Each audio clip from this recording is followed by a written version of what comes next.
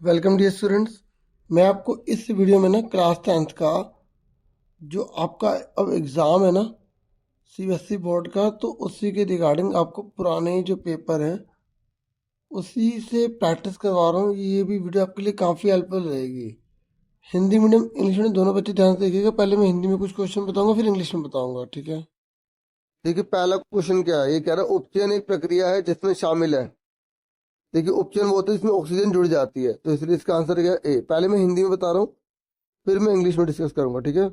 तो मतलब ये नहीं कि सारे मैं पहले हिंदी में बता रहा हूँ, जैसे खंड का भी इसके 4-5 क्वेश्चन हिंदी में, फिर ये इंग्लिश में रिपीट होंगे इसलिए, ठीक है। फिर नेक्स्ट क्वेश्चन है, ये कह रहा है कि जो पृथ्वी है ना उसकी भूपट्टी पर सबसे प्रचुर मात्रा में कौन सी धातु पाई जाती है, तो उसका आंसर क्या है, एल्यूमिनियम, ठीक है। फिर ये हमारा थर्ड क्वेश्चन है, ये कह रहा है कि Na2CO3 डॉट 10H2O इसका सामान्य नाम क्या है। सोडियम कार्बोनेट जिसमें 10 मोलिक्यूल होते हैं पानी के, उसका नेम पूछ रहा है, तो उसका नाम क्या है, ये धोने का सोडा है, ठीक है। वॉशिंग सोडा हिंदी की जो है इंग्लिश है, ठीक है। फिर नेक्स्ट है, ये कह रहे हैं निम्नलिखित में से कौन सी व्यवस्था दी गई धातु की उनकी अभिक्रियाशीलता के अवरोही क्रम में सही है। देखो आपने थर्ड चैप्टर पढ़ा होगा, उसमें एक टेबल दे रखी रिएक्टिविटी टेबल, तो उसमें मैंने बच्चों को याद भी करवाया था कि केदारनाथ का माली आलू जरा फीके पकाता है कोई जरा, इस तरीके से मैंने बना रखा है। शॉर्ट वीडियो भी बनाई थी मैंने, तो आपने उस तरीके से याद किया होगा, आपको पता होगा। तो आपको उसी के हिसाब से बताना है कि आपको रिएक्टिविटी घटाती चली जानी है, तो सोडियम फिर मैग्नीशियम जिंक फिर आयरन, ठीक है। तो आपको ये रिएक्टिविटी टेबल याद होगी, तो इसलिए इसका आंसर एग्जैक्ट क्या है, डी है, ठीक है। फिर उसके बाद नेक्स्ट क्वेश्चन हमारा था उभयधर्मी ऑक्साइड के बारे में पूछ रहा है। देखो इसे एम्फोटेरिक कहते हैं, जो एसिड और बेस दोनों से रिएक्शन करते हैं, तो ये है एल्यूमिनियम ऑक्साइड, ठीक है। फिर हमारा है सिक्स क्वेश्चन, ये कह रहा है कौन सा यहाँ पर विस्थापन की अभिक्रिया को दिखाएगा, मतलब कौन रिएक्टिविटी टेबल के हिसाब से दूसरे को डिस्प्लेस कर सकता है। तो इसका आंसर क्या होगा, यहाँ पर कौन डिस्प्लेस कर पाएगा और कौन डिस्प्लेसमेंट की रिएक्शन को शो कर पाएगा, तो इसका आंसर क्या है, बी, ठीक है। कॉपर जो है वो सिल्वर को डिस्प्लेस कर सकता है, क्योंकि सिल्वर जो है कॉपर को डिस्प्लेस नहीं कर सकती। तो आपको इसी रिएक्टिविटी टेबल अगर आपको पता होगी ना, तो आप पता लगा लोगे कौन कर सकता है। और जब हम डिस्प्लेसमेंट की बात करते हैं, विस्थापन की बात करते हैं, तो एक तत्व होता है दूसरा यौगिक होता है, ठीक है। अब ये चीज आप इंग्लिश में देख लो, ठीक है। इंग्लिश में फटाफट देख लो, जो मैंने अभी 5-6 क्वेश्चन आपको करवाए हैं। तो पहला ये पूछ रहा है कि ऑक्सीडेशन जो है वो इसमें से किस में होगा, तो ऑक्सीडेशन तब होता है जब ऑक्सीजन ऐड हो जाते हैं, तो इसका आंसर ए है। फिर नेक्स्ट है, ये कह रहा है कि कौन सा मेटल जो है अर्थ पर अबंडेंट है, बहुत बड़ी मात्रा में पाया जाता है, तो वो एल्यूमिनियम है। फिर उसके बाद नेक्स्ट है, यहाँ पर ये बोल रहा है कि कॉमन नेम क्या है इसका, तो इसका कॉमन नेम क्या है, वॉशिंग सोडा है, ठीक है। तो आप सारे सोल्ट पढ़ लो जो सेकंड चैप्टर में आपने पढ़े होंगे, ठीक है ना। तो ब्लीचिंग पाउडर है, ठीक है, पीओपी है, सारे के सारे आप अच्छे से देख लो।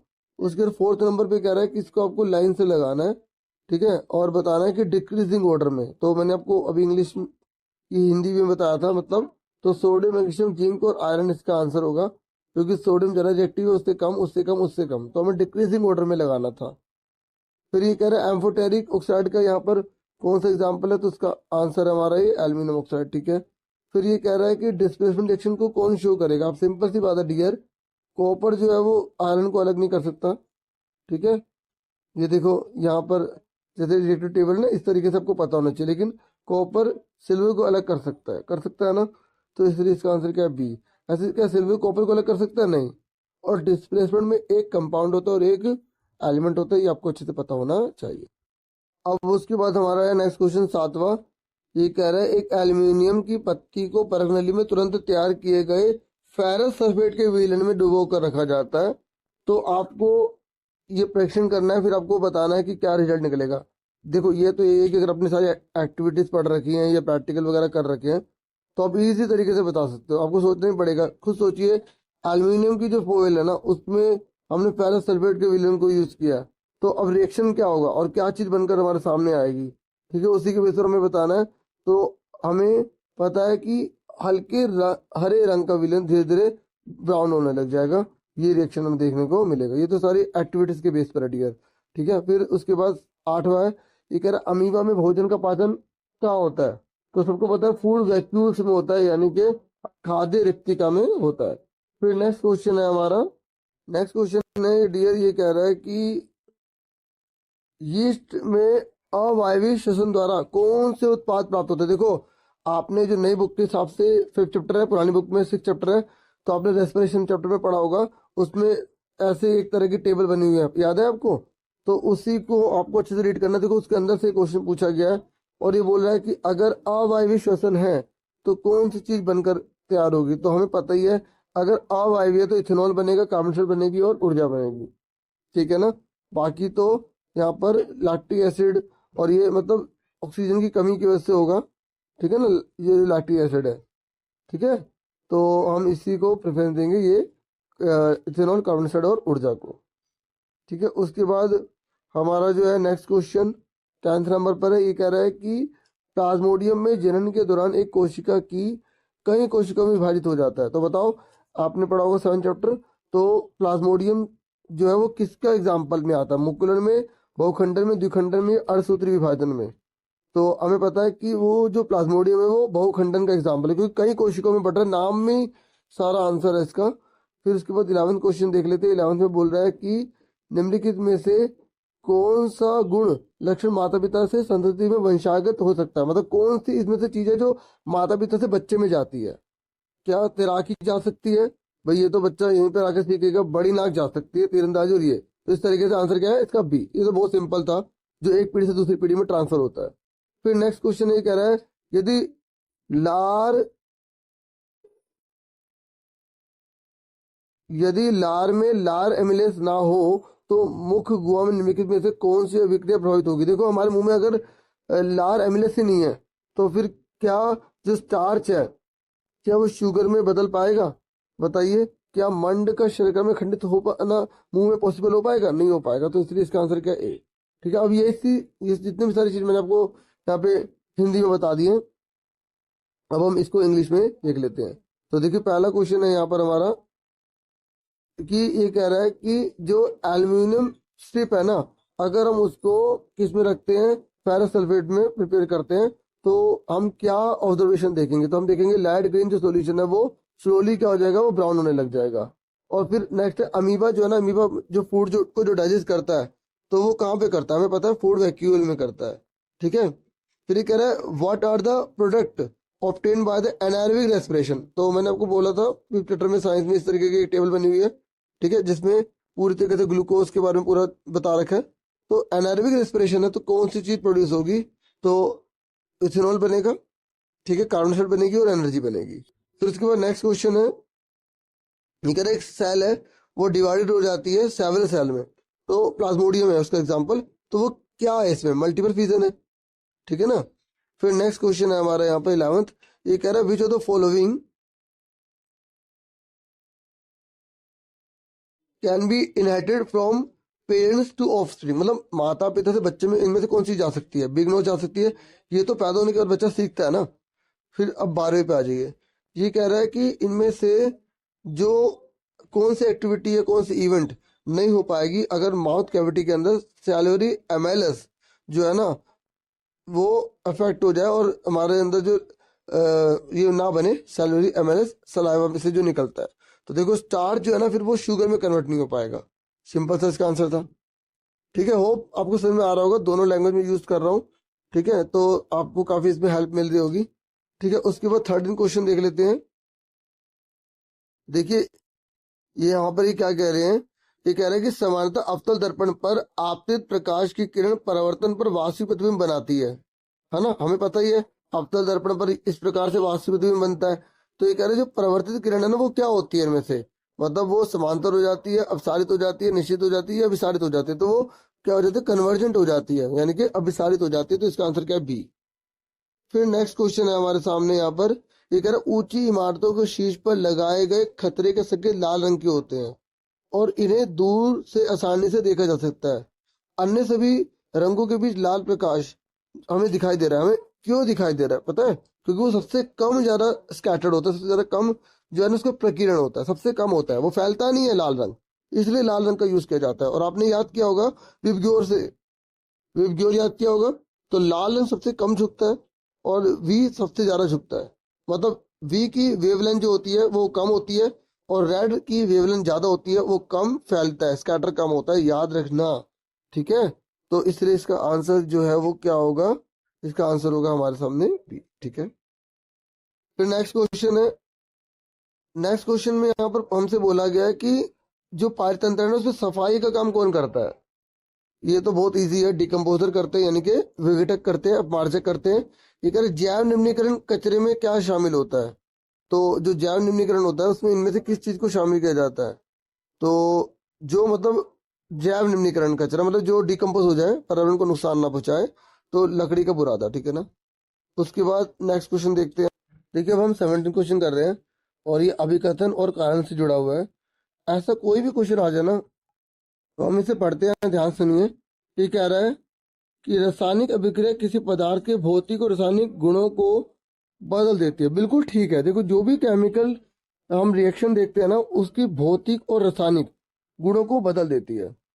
फिर ये कह रहा है कारण सुनिए। सबसे पहले हम चेक करेंगे दोनों ट्रू है या नहीं है। तो ये तो ट्रू है। अब दूसरा चेक करो। ये कह रहा है रासायनिक परिवर्तन में पदार्थ की रासायनिक संरचना में परिवर्तन होता है और एक नया पदार्थ बनता है। ये भी ठीक है। और देखो ये गुण इसलिए तो बदलते हैं क्योंकि नया पदार्थ बनता है।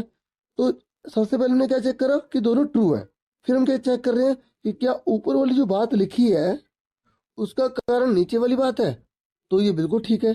भाई ऊपर वाली बात जो है वो नीचे वाली की वजह से तो हो रही है, नया पदार्थ बन रहा है, इसलिए तो रासायनिक गुण बदल रहे हैं, भौतिक परिवर्तन हो रहा है। तो इसलिए दोनों ठीक होते हैं। तो हम किस पे टिक करते हैं, ए पे टिक करते हैं। इसका आंसर ए होगा। ठीक है, अब जितने हमने हिंदी में करे ना अब उनको इंग्लिश में कर लेते हैं।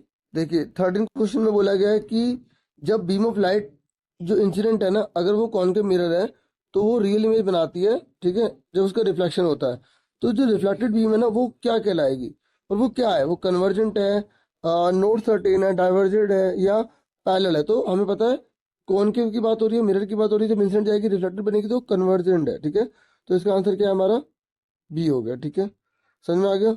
उसके बाद 14 क्वेश्चन देख लेते हैं। ये कह रहा है कि एक डेंजरस जो सिग्नल है ना, जब एक टॉल बिल्डिंग पे लगाया जाता है, बनाया जाता है, तो वो रेड कलर का होता है। ठीक है, तो ताकि जो है वो दूर तक दिखाई दे सके। आखिर ऐसा क्यों करते हैं। अगर देखो धुआं भी होगा, धूल भी होगी, धुंध भी होगी ना, तो स्कैटर्ड जो है ना लाल रंग वो सबसे कम होता है। तो इसलिए इसका आंसर बी होगा। और विबग्योर से मैंने आपको उसको बताया होगा। ठीक है, तो वॉयलेट जो रंग होता है वो सबसे ज्यादा झुकता है, उसकी वेवलेंथ कम होती है। लाल रंग की वेवलेंथ ज्यादा होती है, वो सबसे कम झुकता है। ठीक है। ठीक है, उसके बाद नेक्स्ट क्वेश्चन है। तो ये समझ में आ गया आपको कि इसका आंसर जो है वो हमारा बी था। अब नेक्स्ट है, ये कह रहा है जो क्लीनर है ना, क्लीनर नेचर को जो साफ करता है वो कौन करता है। तो हमें पता है वो कौन है, डिकम्पोजर होते हैं। ठीक है, फिर नेक्स्ट क्वेश्चन है हमारा। ठीक है, नेक्स्ट क्वेश्चन अगर हम देखें तो एक क्लीनर तो समझ में आ गया, डिकम्पोजर होते हैं जो एनवायरमेंट को साफ करते हैं। अब बायोडिग्रेडेबल वेस्ट इनमें से कौन सा होता है, बायोडिग्रेडेबल जो एनवायरमेंट को नुकसान नहीं पहुंचा रहा, जो इजीली एनवायरमेंट में डिकम्पोज हो जाएगा। तो उसका आंसर क्या है, ये वुड शेविंग जो होती है। ठीक है, बुरादा होता है ना लकड़ी का, वो। अब एसोसिएशन रीजन वाले क्वेश्चन सबसे इंपॉर्टेंट होते हैं, ध्यान से समझिएगा। देखिए यहाँ पर ऐसा कोई भी क्वेश्चन आ जाए ना, एसोसिएशन रीजन वाला कोई भी क्वेश्चन आ जाए, तो आप सबसे पहले क्या करेंगे, सबसे पहले देखेंगे कि दोनों ट्रू है या नहीं है। तो देखिए ये कह रहे हैं केमिकल रिएक्शन में जो चेंजेस आते हैं ना, तो वो फिजिकल और केमिकल प्रॉपर्टीज जो होती है ना उनमें आते हैं, मतलब उनमें बदलाव कर देते हैं। फिजिकल केमिकल प्रॉपर्टीज जो है उनमें चेंज हो जाते हैं। तो ये कह रहे हैं इसका रीजन ये है कि केमिकल चेंज जो होते हैं ना, उसमें जो इस तरीके से केमिकल कॉम्पोजिशन का चेंज होता है कि जिससे कि नई चीज बन जाती है। तो देखो ऊपर जो केमिकल रिएक्शन में जो चेंज हो रहा है, फिजिकल हो या केमिकल प्रॉपर्टी में जो भी चेंज हो रहा है, उसका रीजन ये तो है क्योंकि नया सब्सटेंस बन जाता है ना। तो जब एसेशन ठीक है और एसेशन का रीजन भी ठीक है, तो और रीजन बिल्कुल करेक्ट है, ऊपर वाली जो बात है वो नीचे वाली की वजह से हो रही है, इसलिए इसका आंसर ए हो जाएगा। ठीक है, अब नेक्स्ट देखते हैं। अब पहले हिंदी में फिर इंग्लिश में देखेंगे। देखिए नेक्स्ट 18 है, ये भी एसेशन रीजन ही है, ध्यान समझिएगा। तो यहाँ पर ये बोल रहा है कि आंतरिक निषेचन में नर और मादा युग्मक मादा शरीर के अंदर संलयन करते हैं। मतलब जब देखो दो प्रकार के निषेचन होते हैं डियर। एक जो बच्चे की उत्पत्ति बाहर होती है, भारी बनता है वो। ठीक है, और दूसरा बच्चा शरीर के अंदर बनने लग जाता है। तो ये आंतरिक निषेचन जो बच्चे शरीर के अंदर बन रहा है, तो ये कह रहा है कि अंदर संलयन होता है। तो ये बिल्कुल ठीक लिखा है, इसमें कोई डाउट नहीं है। ये कह रहा है सभी मछलियों में निषेचन आंतरिक रूप से होता है। क्या मछलियां अपने पेट के अंदर बच्चे को उत्पन्न करती हैं? मतलब उत्पन्न मतलब पैदा करते हैं उसको। वो तो बाहर अंडा निकलता है, अंडे में से निकलता है ना, बाहर पहले अंडा आता है उसके बाद निकलता है ना अंडे में से, तो वो बाहरी नीचे से निकल आता है। तो नीचे वाली गलत है, ऊपर वाली बात सही है। और जब ऊपर वाली बात सही होती है तो हम किस पर टिक करते हैं, हमेशा सी पर टिक करते हैं, यानी कि असिस्टेंट ठीक है और रीजन गलत है, ठीक है। फिर नेक्स्ट क्वेश्चन ये कह रहा है किसी सीधे चालक में विद्युत धारा के प्रवाह की दिशा बदलने पर चालक के चारों ओर चुंबकीय क्षेत्र की दिशा उलट जाती है। ये बिल्कुल ठीक लिखा है, ठीक है। आपने जो है लेफ्ट हैंड रूल पढ़ा होगा, ठीक है, पढ़ा ना, तो उसको आप यूज कर सकते हो, ठीक है।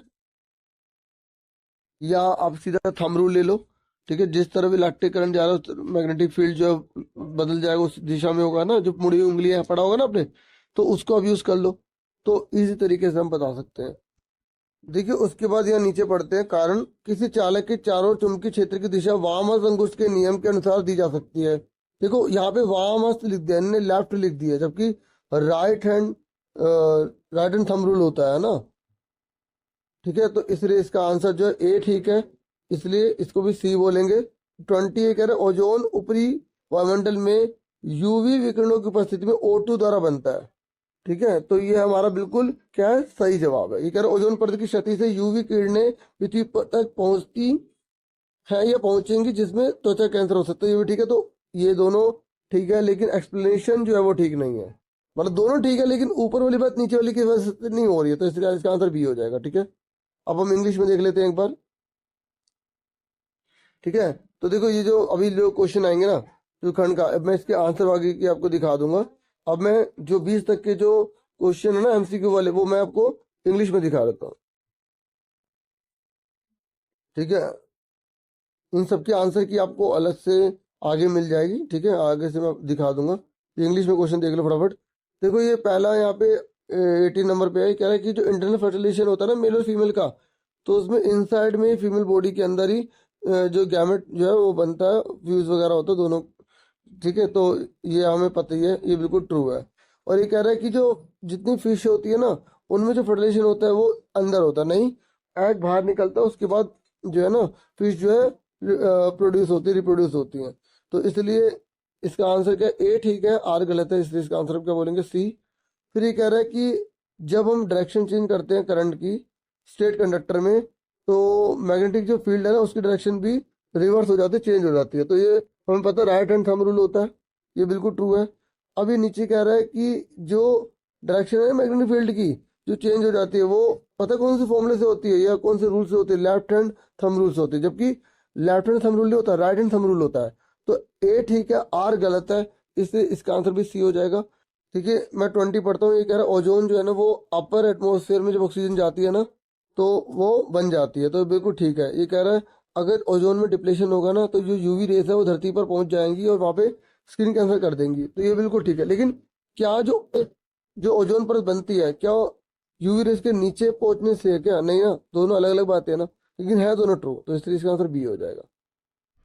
इस तरीके से मैंने आपको 20 जो क्वेश्चन है ना यहाँ पर आपको एमसीक्यू वाले करवा दिए हैं।